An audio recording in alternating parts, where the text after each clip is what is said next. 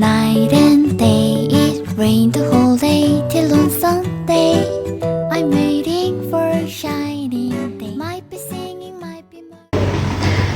Assalamualaikum warahmatullahi wabarakatuh. Kembali lagi bersama saya Niken Sri Akbarwati. Kali ini kita akan membahas tentang pendidikan Pancasila, yaitu apa itu Pancasila, sejarah singkatnya, mengapa Pancasila sebagai landasan negara itu penting, makna nilai-nilai Pancasila, penerapan nilai-nilai Pancasila dalam masyarakat, Pancasila dalam pendidikan, dan tantangan penerapan nilai-nilai Pancasila serta solusi dari tantangan tersebut. Oke, kita mulai. Selamat menyaksikan. Awal Pancasila. Apa sih itu Pancasila?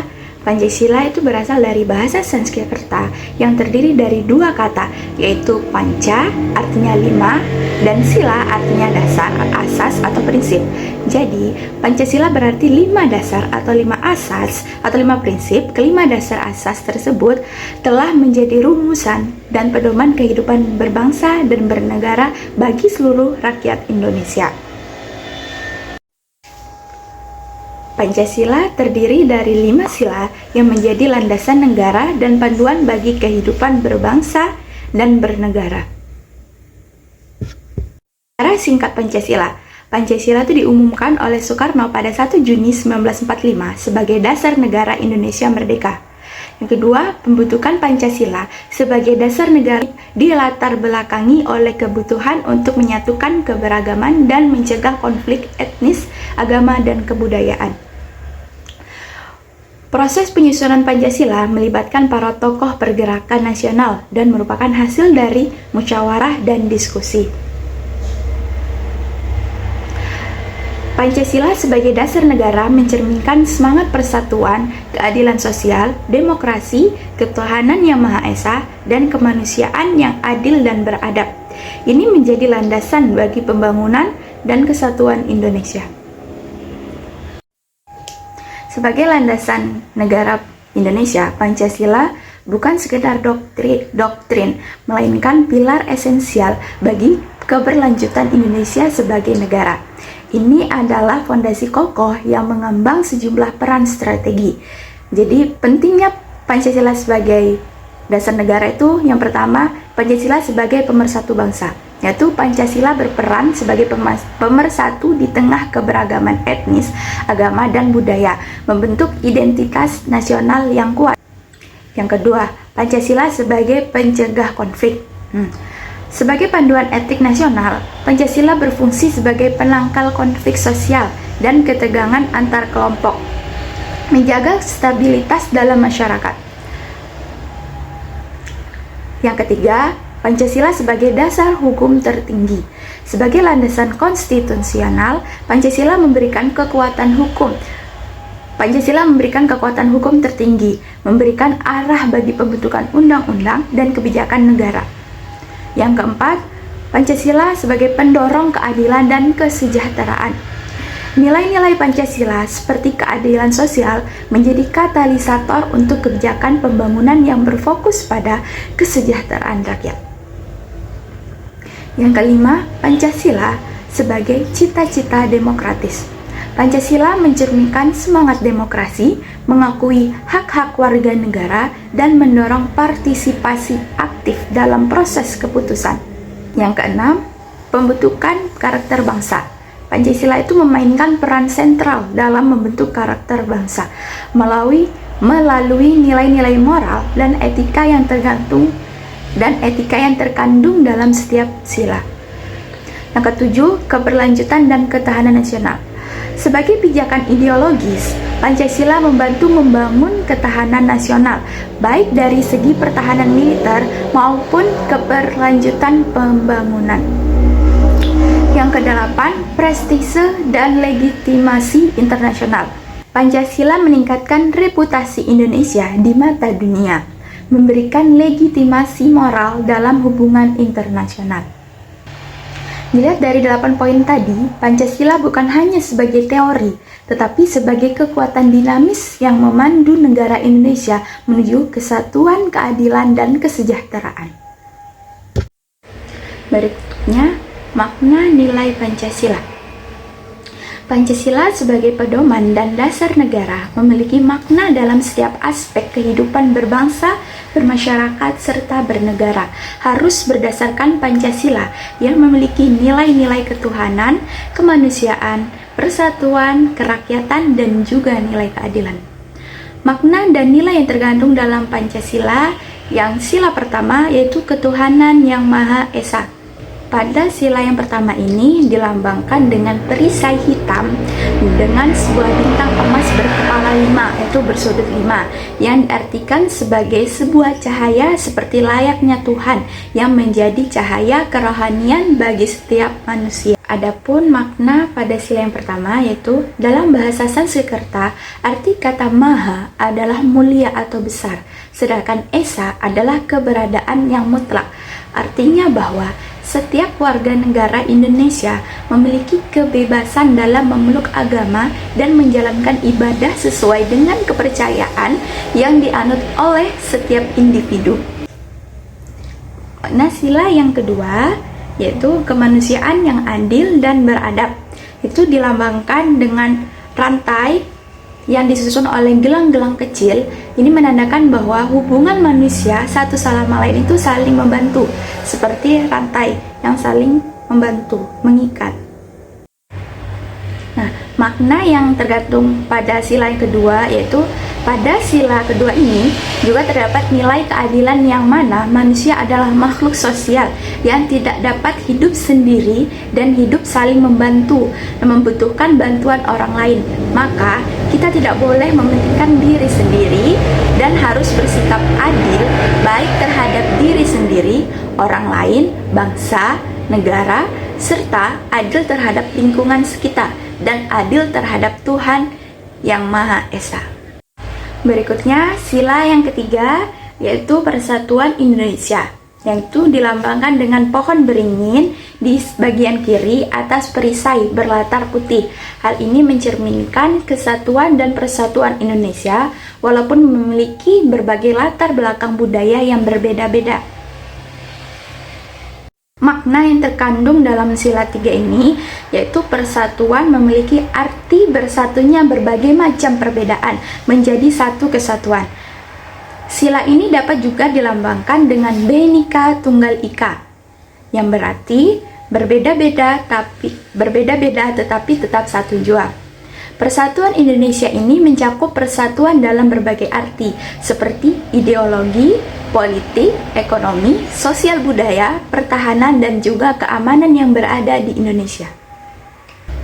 Berikutnya sila keempat yaitu kerakyatan yang dipimpin oleh hikmat kebijaksanaan dalam permusyawaratan perwakilan yang dilambangkan oleh kepala banteng pada bagian kanan atas perisai berlatar merah, yang artinya manusia dalam pengambilan keputusan harus dilakukan secara musyawarah, salah satunya dengan cara berkumpul untuk mendiskusikan sesuatu.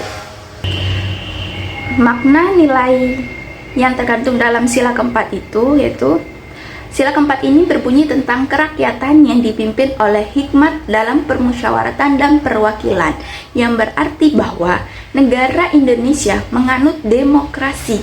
Demokrasi yang dianut dapat berupa demokrasi langsung maupun tidak langsung. Jadi pada sila keempat ini diartikan dengan Indonesia itu menganut sistem demokrasi. Berikutnya sila yang kelima, keadilan sosial bagi seluruh rakyat Indonesia, dilambangkan padi dan kapas di bagian kanan bawah perisai yang berlatar putih. Kapas dan padi mencerminkan pangan dan sandang yang merupakan kebutuhan pokok semua masyarakat Indonesia tanpa melihat status maupun kedudukannya. Makna pada sila kelima ini bahwa seluruh rakyat Indonesia memiliki keadilan yang sama tanpa membeda-bedakan, di mana setiap individu memiliki kesempatan yang sama untuk tumbuh dan berkembang. Selanjutnya, penerapan nilai Pancasila dalam kehidupan sehari-hari dalam masyarakat. yaitu masyarakat dapat menerapkan nilai-nilai Pancasila dalam aktivitas harian melalui beberapa cara praktis. Yang pertama, gotong royong atau kerjasama, yaitu terlibat dalam kegiatan gotong royong di lingkungan sekitar, seperti membersihkan area bersama-sama atau membantu tetangga yang membutuhkan. Kedua, toleransi dan menghargai keberagaman, yaitu menunjukkan sikap toleransi terhadap perbedaan agama, suku, dan budaya dengan menghargai keberagaman dalam interaksi sehari-hari. Yang ketiga, kedisiplinan dan tanggung jawab, yaitu menekankan kedisiplinan dan tanggung jawab dalam pekerjaan sehari-hari, baik di tempat kerja maupun di lingkungan rumah. Yang keempat, partisipasi aktif dalam keputusan lokal, yaitu terlibat dalam forum diskusi atau rapat warga untuk ikut serta dalam pengembalian keputusan yang berkaitan dengan lingkungan dan masyarakat sekitar. Yang kelima, menjunjung tinggi hak asasi manusia, yaitu menghormati hak-hak asasi manusia dengan memperlakukan orang lain dengan adil, tidak diskriminatif, dan menjunjung tinggi nilai-nilai kemanusiaan. Yang keenam, pendidikan dan pemberdayaan, yaitu mendukung pendidikan yang mendorong pembentukan karakter berbasis Pancasila dan berpartisipasi dalam kegiatan pemberdayaan masyarakat. Ketujuh, kejujuran dan integritas, yaitu menunjukkan kejujuran dalam segala aspek kehidupan, baik dalam pekerjaan, interaksi sosial, maupun dalam transaksi sehari-hari. Kedelapan, yaitu cinta tanah air, yaitu menumbuhkan rasa cinta tanah air dengan menghormati simbol-simbol nasional seperti bendera dan lagu kebangsaan, serta turut serta dalam kegiatan nasional. Menerapkan nilai-nilai tadi secara konsisten dalam aktivitas harian membantu membangun masyarakat yang beradab, harmonis, dan sesuai dengan prinsip-prinsip Pancasila. Selanjutnya, Pancasila dalam pendidikan. Sistem pendidikan Indonesia mencerminkan nilai-nilai Pancasila melalui berbagai aspek, yaitu pertama, kurikulum nasional. Kurikulum pendidikan dirancang dengan memasukkan nilai-nilai Pancasila sebagai landasan filosofis yang tercermin dalam mata pelajaran seperti pendidikan Pancasila dan kewarganegaraan, atau yang sering kita temui yaitu PPKN. Yang kedua yaitu pendidikan karakter. Implementasi pendidikan karakter berbasis Pancasila bertujuan untuk membentuk sikap, nilai, dan moral peserta didik sesuai dengan prinsip-prinsip Pancasila. Yang ketiga itu bimbingan dan konseling. Program bimbingan dan konseling diarahkan untuk mengembangkan kepribadian siswa sesuai dengan nilai-nilai Pancasila yang mencakup aspek etika, moral, dan kejujuran. Yang keempat, keberagaman budaya, yaitu pengakuan dan penghargaan terhadap keberagaman budaya Indonesia tercermin dalam pemilihan materi pembelajaran yang menampilkan keanekaragaman etnis, adat, dan budaya. Yang kelima, sikap demokratis. Sistem pendidikan mengajarkan sikap demokratis dengan memberikan kesempatan partisipasi kepada siswa dalam pengembalian keputusan di tingkat sekolah. Yang keenam, ekstrakurikuler dan organisasi siswa. Kegiatan ekstrakurikuler dan organisasi siswa didorong untuk mengembangkan kepemimpinan, solidaritas, dan kerjasama berdasarkan nilai-nilai Pancasila. Yang ketujuh itu pelatihan guru. Guru diberikan pelatihan untuk mengintegrasikan nilai-nilai Pancasila dalam metode pengajaran mereka, memastikan pesan dan prinsip-prinsip Pancasila dapat disampaikan dengan efektif. Yang kedelapan yaitu upaya pencegahan radikalisme. Sistem pendidikan dilibatkan dalam upaya pencegahan radikalisme dengan menanamkan nilai-nilai toleransi, keberagaman, dan cinta tanah air. Nah, dengan adanya integrasi nilai-nilai Pancasila dalam sistem pendidikan, diharapkan generasi muda Indonesia dapat tumbuh dan berkembang dengan pemahaman yang kuat tentang prinsip-prinsip dasar negara. Berikutnya yaitu tantangan dalam penerapan nilai-nilai Pancasila.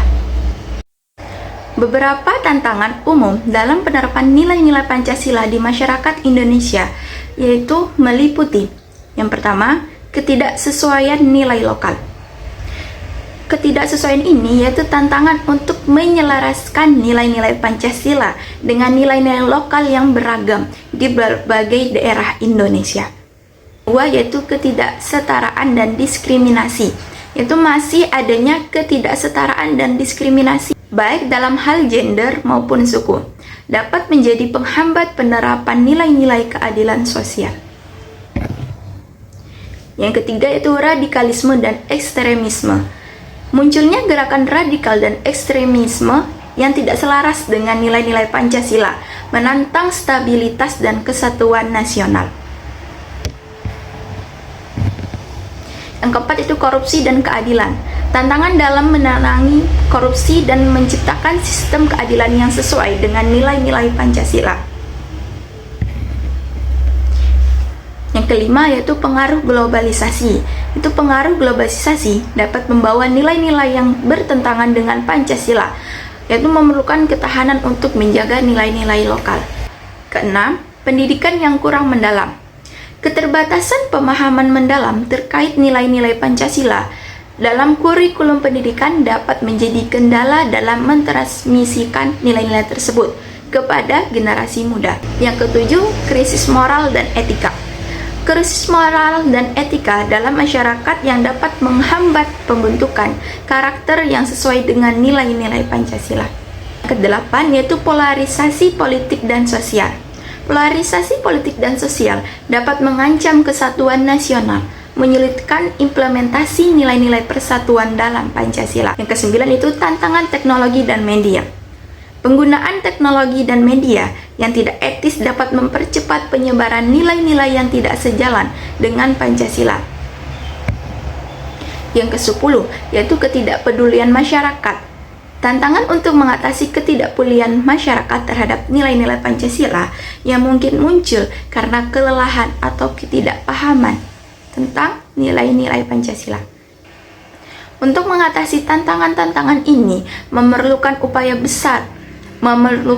bersama dari berbagai pihak, termasuk pemerintah, pendidikan, keluarga, dan masyarakat secara luas.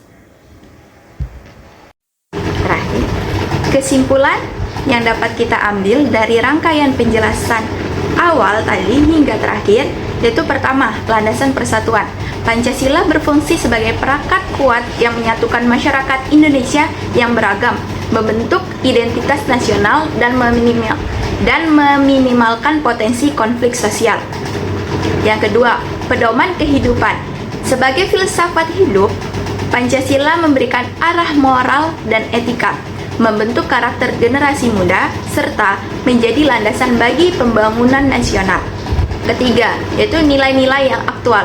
Meskipun lahir pada era kemerdekaan, nilai-nilai Pancasila tetap relevan dan dapat diaplikasikan dalam menghadapi tantangan modern seperti globalisasi, radikalisme, dan teknologi. Yang keempat, dari tantangan dan solusi, yaitu penerapan nilai-nilai Pancasila dihadapkan pada sejumlah tantangan, termasuk keberagaman budaya dan ancaman radikalisme. Solusi praktis melibatkan pendidikan yang kuat, kampanye sosialisasi, dan penguatan pendidikan karakter. Yang kelima, yaitu masyarakat yang beradab. Dengan memahami dan menerapkan Pancasila, diharapkan masyarakat dapat membentuk lingkungan yang lebih beradab, demokrasi, dan berkeadilan. Yang keenam yaitu peran pendidikan. Pendidikan memiliki peran krusial dalam menyebarkan nilai-nilai Pancasila, mulai dari kurikulum hingga pelatihan guru, untuk membangun generasi yang memahami dan mengamalkan nilai-nilai tersebut. Oke, sudah berakhir video kali ini. Terima kasih telah menonton videonya sampai akhir. Mohon maaf jika ada kesalahan dalam mengucapkan atau kekurangan dalam menyampaikan materi. Mudah-mudahan ilmu yang saya sampaikan tadi dapat bermanfaat buat kalian yang menonton. Terima kasih. Wassalamualaikum warahmatullahi wabarakatuh. Sampai jumpa lagi.